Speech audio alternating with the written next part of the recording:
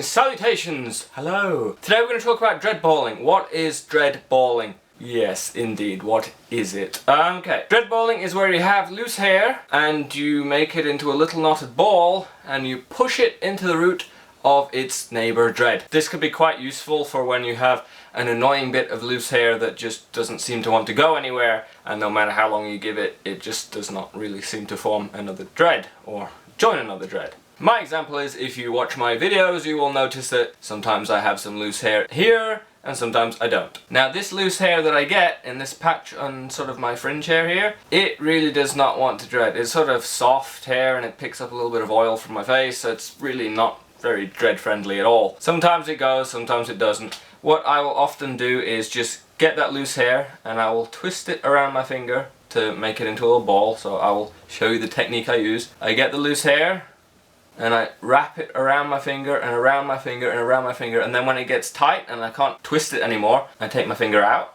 and then I start over, and then it gets into a really small little ball there.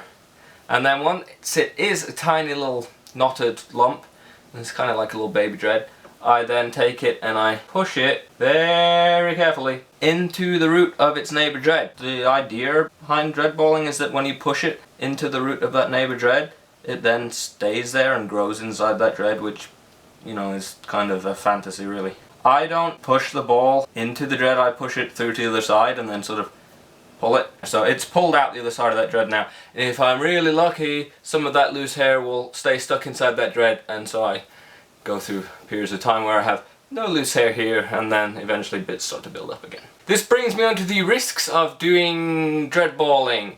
I only dreadball this one little patch here, so from the middle of my head across on this side. And that's because that is the only place that I would feel comfortable doing it. When you're dreadballing, you're making sort of a lump of hair and then you're pushing it into the root of another dread. There's obviously a risk there that you're going to damage those roots because you're pushing something in there. You have to be really careful with roots, you don't want them thinning out and stuff. So I am kind of okay and happy to do it there, because you see that the dread that I push that into, it is actually this Congo here, so that's quite thick. This, although it looks like two now, at one point was actually 3 dreads, because this was a Congo here that was 2 dreads and this is a single dread. So there's kind of 3 dreads worth of root there, so there's quite a lot of root basically. And because there's a wide root, it can be quite soft in the middle, and I can happily enough push a ball of loose hair into there. I would not really be happy doing it anywhere else.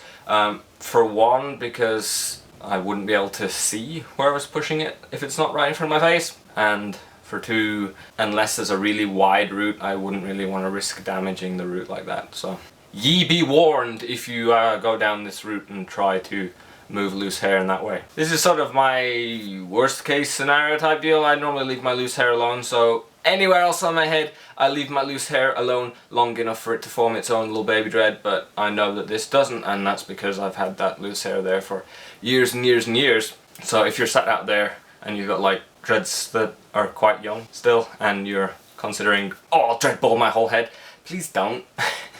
You can end up damaging your roots if you're not careful, and you're gonna end up with your roots all pulled real tight and scalpy spots and stuff. And there is an increased risk of Congoing if you don't want Congoing, because you're taking loose hair from one area and sort of pushing it into maybe its nearest dread, but that can often end up pulling other hairs into it. So I mean, it's not a worry here because they're all Congoed up anyway, possibly due to me wrapping loose hairs around them, but there you go.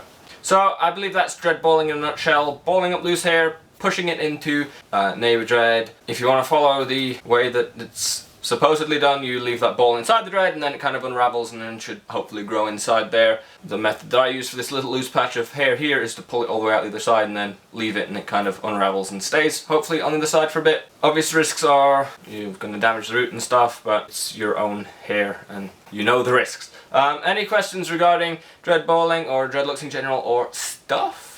Leave it down in the comment section of this video. If you like the video, if you find it informative, helpful, anything like that, you can click the thumbs up and that would be greatly appreciated. Obviously you can subscribe if you want to see more of my videos in the future, and all my stuff is on lazydreads.com, and the Facebook page is www.facebook.com/lazydreads. Thank you for watching. Farewell!